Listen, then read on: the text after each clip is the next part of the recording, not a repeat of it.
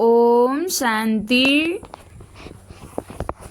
17 अक्टूबर 2025 के ईश्वरीय महावाक्य सुनते हैं। मुरली के मुख्य पॉइंट्स। बाबा ने कहा, बाप के समान सुखदायी बनो। जैसे बाप 21 जन्म का सुख देते हैं, वैसे ही बच्चों को भी दुख नहीं देना है।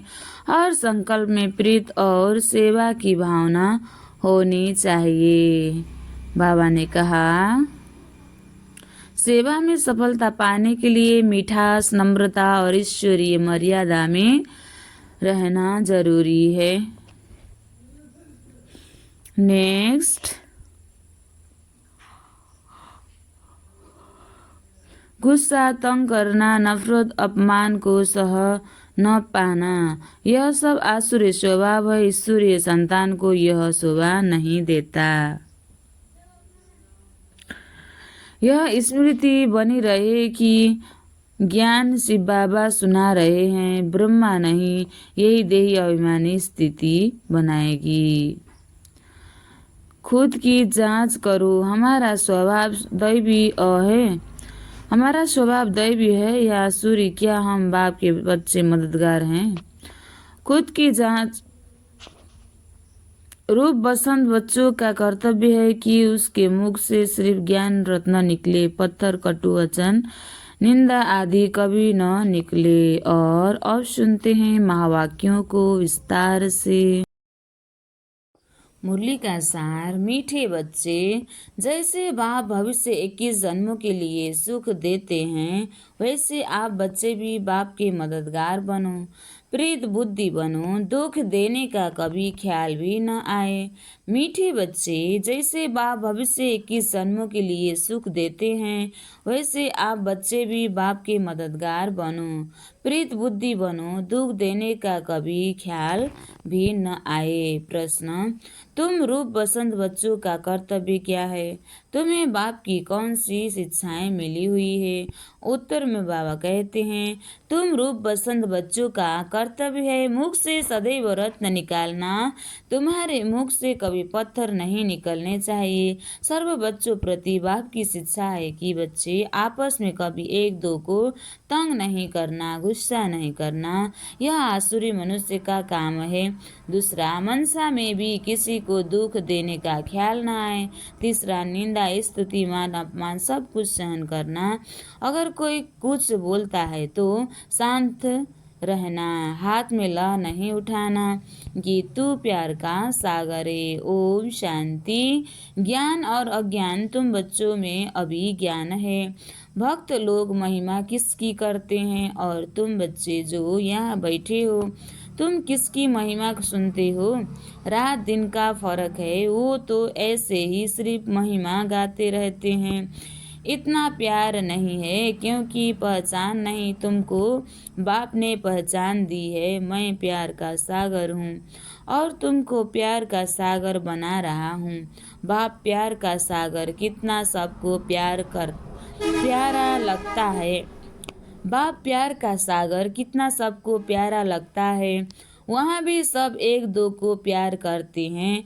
यह तुम यहाँ से सीखते हो। किसके साथ भी विरोध नहीं होना चाहिए। जिसको बाप लून पानी कहते हैं, अंदर में किसी के लिए नफरत नहीं होनी चाहिए। नफरत करने वाले कलयुगी नरकवासी है। जानते हो, हम सब भाई बहन हैं, शांति धाम में हैं तो भाई भाई हैं। यहाँ जब कर्म क्षेत्र पर पाठ बजाते हैं तो बहन भाई हैं, ईश्वरीय संतान हैं। ईश्वर की महिमा है, वो ज्ञान का सागर, प्रेम का सागर है, यानी सबको सुख देते हैं। तुम सब दिल से पूछो, जैसे बाप भविष्य 21 जन्मों के लिए सुख देते हैं, वैसे हम भी वह कार्य करते हैं। अगर बाप के मददगार नहीं बनते, प्यार नहीं करते, एक दो से प्रीत नहीं है, विपरीत बुद्धि होकर रहते हैं तो विनशांति हो जाते हैं। विपरीत बुद्धि होना असुरों का काम है। अपने को ईश्वरीय संप्रदाय कहलाकर फिर एक दो को दुख देना उनको असुर कहा जाता है। तुम बच्चों को किसी को भी दुख नहीं देना है। तुम हो ही दुख हरता सुख करता बाप के बच्चे। तो दुख देने का ख्याल भी तुमको नहीं आना चाहिए। वह तो है या आसुरी संप्रदाय, न कि ईश्वरीय संप्रदाय, क्योंकि देह अभिमानी है। वह कभी याद की यात्रा में रह न सके। याद की यात्रा बिगर कल्याण होना नहीं है। वर्षा देने वाले बाप को तो जरूर याद करना है, तो विकर्म विनाश होंगे। आधा कल्प तो एक दो को दुख देते आए हो, एक दो में लड़ते तंग करते रहते हैं। वह आसुरी संप्रदाय में गिने जाते हैं। भले पुरुषार्थी है तो भी कब तक दुख देते रहेंगे। इसलिए बाबा कहते हैं अपना चार्ट रखो। चार्ट रखने से मालूम पड़ेगा हमारा रजिस्टर सुधरता जाता है या वही आसुरी चलन है। बाबा सदैव कहते हैं कभी किसी को दुख न दो। निंदा स्तुति मान अपमान ठंडी गर्मी सब सहन करना है। कोई ने कुछ कहा तो शांत रहना चाहिए। ऐसे नहीं कि उनके लिए दो वचन और कह देना है। कोई किसी को दुख देते हैं तो उनको बाप समझाएंगे ना। बच्चे को कह नहीं सकते, अपने हाथ में ला नहीं लेना है। कुछ भी बात है तो बाप के पास आना है। गवर्नमेंट में भी कायदा है, कोई एक दो को गुस्सा नहीं मार सकते, कंप्लेन कर सकते हैं। ल उठाया गवर्नमेंट का काम, उठाने का गवर्नमेंट का काम है। तुम भी गवर्नमेंट के पास आओ, हाथ में ल नहीं लो। यह तो है ही आत्मा। बाबा ने कहा एक दो को गुस्सा नहीं मार सकते, कंप्लेन कर सकते हैं। ल उठाना गवर्नमेंट का काम है। तुम भी गवर्नमेंट के पास आओ, हाथ में ल नहीं उठाओ। यह तो है ही अपना घर। इसलिए बाबा कहते हैं रोज कचहरी करो। यह भी समझते नहीं है, शिव बाबा ऑर्डर करते हैं। बाबा ने कहा है हमेशा हम सबको शिव बाबा सुनाते हैं, ऐसे मत समझो। ब्रह्मा सुनाते हैं, हमेशा शिव बाबा ही समझो तो उनकी याद रहेगी। यह शिव बाबा ने रथ लिया है। तुमको ज्ञान सुनाने के लिए शतप्रधान बनने का रास्ता बाप समझा रहे हैं। वह है गुप्त, तुम हो प्रत्यक्ष। जो भी डायरेक्शन निकालते हैं समझो शिव बाबा के हैं तो तुम सेफ रहेंगे। तुम बाबा बाबा शिव को ही कहते हो। वर्षा भी उनसे मिलता है। उनके साथ कितना रिगार्ड रॉयल्टी से चलना चाहिए। तुम कहते हो ना बाबा हम तो लक्ष्मी नारायण बनेंगे, सिर्फ सेकेंड थर्ड बने, सूर्यवंशी नहीं बने तो से चंद्रवंशी बने। ऐसे तो नहीं, हम भले दास दासी बने, प्रजापिता बनना तो अच्छा नहीं। तुमको तो यहाँ दैवी गुड़ी धारण करने हैं। आसुरी चलन तो नहीं होनी चाहिए। निश्चय नहीं है तो सिर्फ बैठे बैठे यह कह देते इसमें शिव बाबा आते हैं, हम तो नहीं समझते।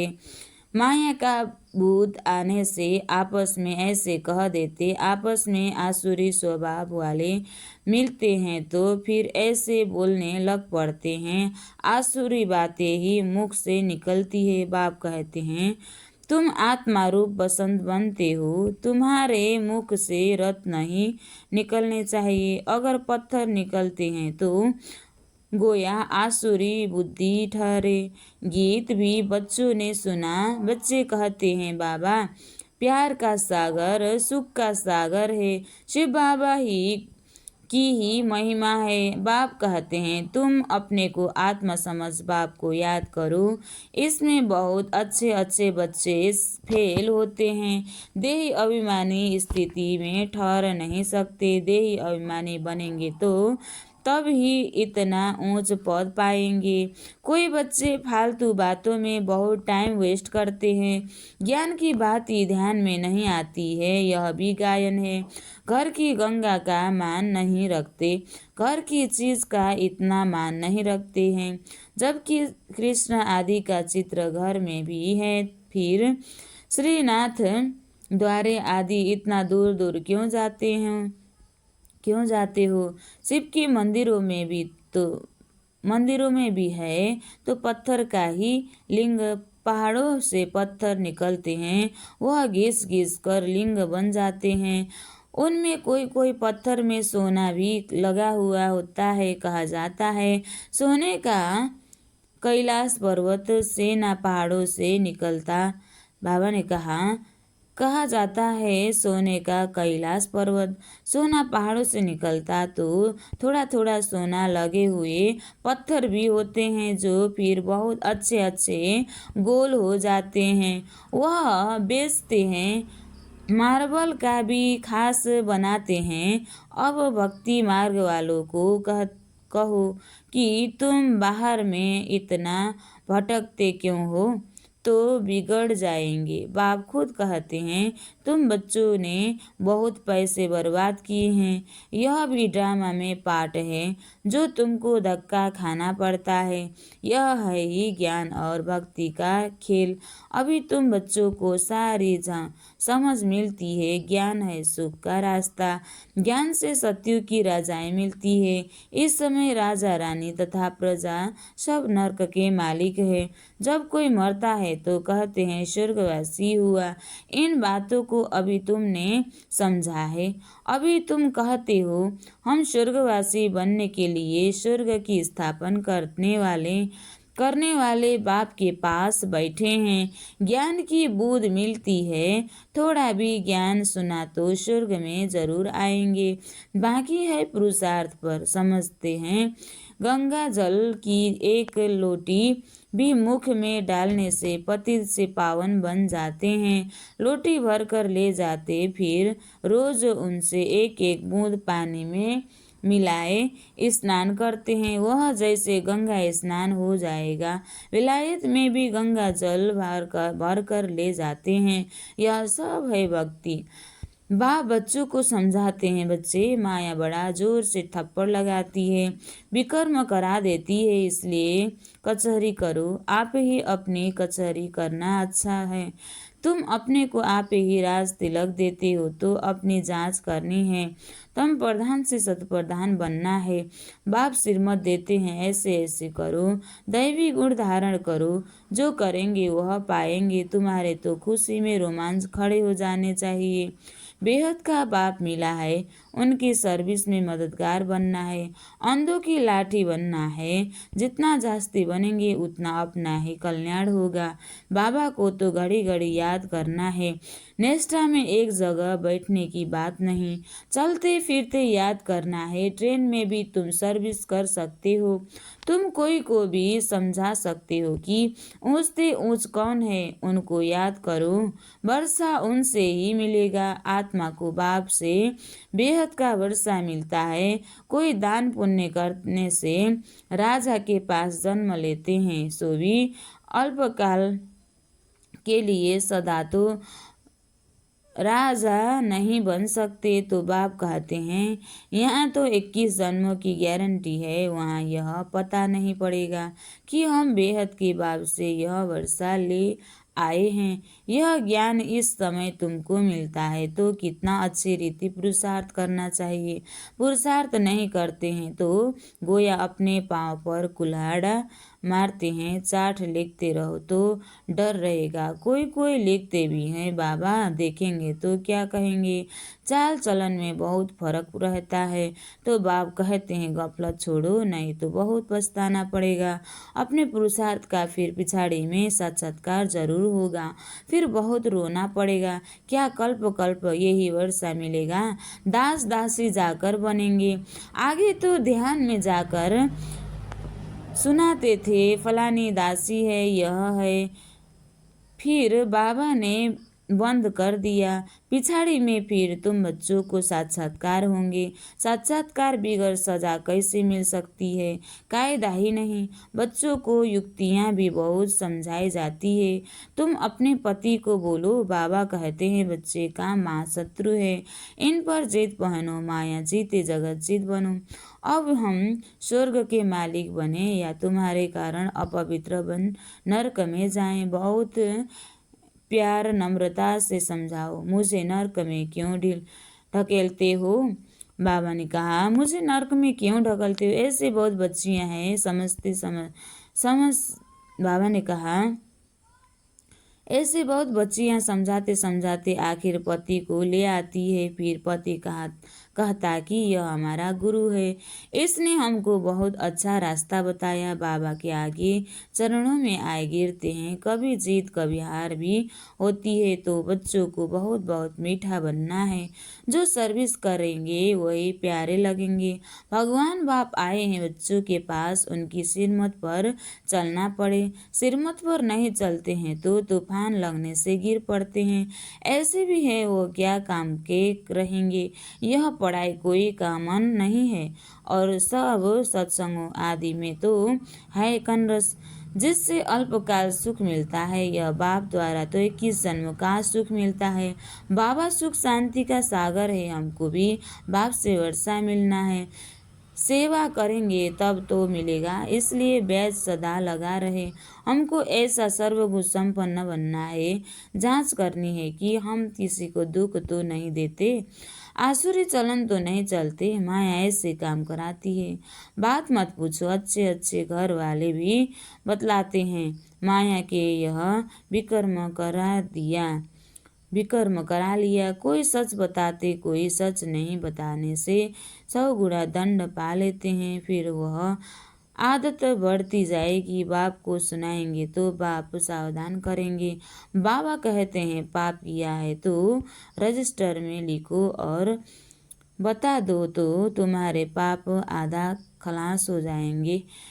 सुनाते नहीं, छिपा लेंगे तो फिर करते ही रहेंगे। शराब मिल जाता है, न बतलाने से एक बार के बदले 100 बार करते रहेंगे। बाबा कितनी अच्छी राय देते हैं, परंतु कोई को जरा भी असर नहीं होता है। अपने तकदीर को जैसे बाबा ने कहा, अपनी तकदीर को जैसे लात मारते रहते हैं, बहुत बहुत नुकसान करते हैं। अंत में सबको साक्षात्कार होगा। यह बनेंगे। क्लास में ट्रांसफ़र होते हैं तो मार्क्स निकलती है ना, ट्रांसफ़र होते पहले रिजल्ट निकलती है।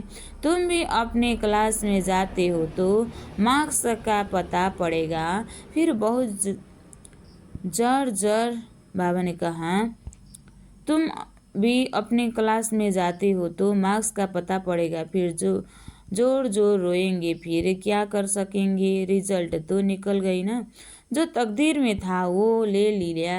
बाप सब बच्चों को सावधान करते हैं, कर्मातीत अवस्था अभी हो न सके। कर्मातीत अवस्था हो जाए तो फिर शरीर छोड़ना पड़े। अभी कुछ न कुछ विकर्म रहे हुए हैं, हिसाब किताब है, इसलिए योग पूरा नहीं लगता है। अभी कोई भी नहीं कह सकते कि हम कर्मातीत अवस्था में हैं। नज़दीक आने से फिर बहुत निशानियां दिखाई पड़ेगी। सारा मदार तुम्हारी अवस्था पर और विनाश पर है। तुम्हारी पढ़ाई पूरी होने पर होगी तो फिर देखेंगे लड़ाई सिर पर खड़ी है। अच्छा, मीठे मीठे सिखलदे बच्चों प्रति माता पिता बाप दादा का याद प्यार और गुड मॉर्निंग। रूहानी बाप की रूहानी बच्चों को नमस्ते। हम रूहानी बच्चों की भी रूहानी बाप दादा को दिल से याद प्यार और गुड मॉर्निंग। नमस्ते बाप दादा, नमस्ते नमस्ते नमस्ते। धारणा के लिए मुख्य सार 1 नंबर, माया के वश होकर कोई भी आसुरी चलन नहीं चलनी है। अपने चलन का रजिस्टर रखना है। ऐसा कोई कर्म नहीं करना है जो पश्चाताप करना पड़े। दूसरा, बहुत बहुत प्यार और नम्रता से सेवा करनी है। मीठा बनना है, मुख से आसुरी बोल नहीं निकलने हैं। संग की बहुत बहुत संभाल करनी है। सिरमत पर चलते रहना है। संघ की बहुत संभाल करनी है, सिरमत में चलना है। आज बाबा ने वरदान दिया है, संगठित रूप में एक रस स्थिति के अभ्यास द्वारा विजय का नगाड़ा बजाने वाले एवर रेडी भव। संगठित रूप में एक रस स्थिति के अभ्यास द्वारा विजय का नगाड़ा बजाने वाले एवर रेडी भव। विश्व में विजय का नगाड़ा तब बजेगा जब सभी के सब संकल्प एक संकल्प में समा जाएंगे। संगठित रूप में जब एक सेकेंड में सभी एक रस स्थिति में स्थित हो जाए तब कहेंगे एवर रेडी। एक सेकेंड में एक मत एक रस स्थिति और एक संकल्प में स्थित होने की ही निशानी अंगुली दिखाई है, जिस अंगुली से कलयुगी पर्वत उठ जाता। इसलिए संगठित रूप में एक रस स्थिति बनाने का अभ्यास करो, तभी विश्व के अंदर शक्ति सेना का नाम वाला होगा। स्लोगन: श्रेष्ठ पुरुषार्थ में थकावट आना यह भी आलस्य की निशानी है। श्रेष्ठ पुरुषार्थ में थकावट आना भी आलस्य की निशानी है। अव्यक्त इशारे: स्वयं और सर्व के प्रति मनसा द्वारा योग की शक्तियों का प्रयोग करो। आप अपनी आत्मिक दृष्टि से अपने संकल्प को सिद्ध कर सकते हो। वह रिद्धि सिद्धि है अल्पकाल, लेकिन याद की विधि से संकल्पों और कर्मों की सिद्धि है अविनाशी। वह रिद्धि सिद्धि यूज करते हैं और आप याद की विधि से संकल्पों और कर्मों की सिद्धि प्राप्त करो। अच्छा, ओम शांति।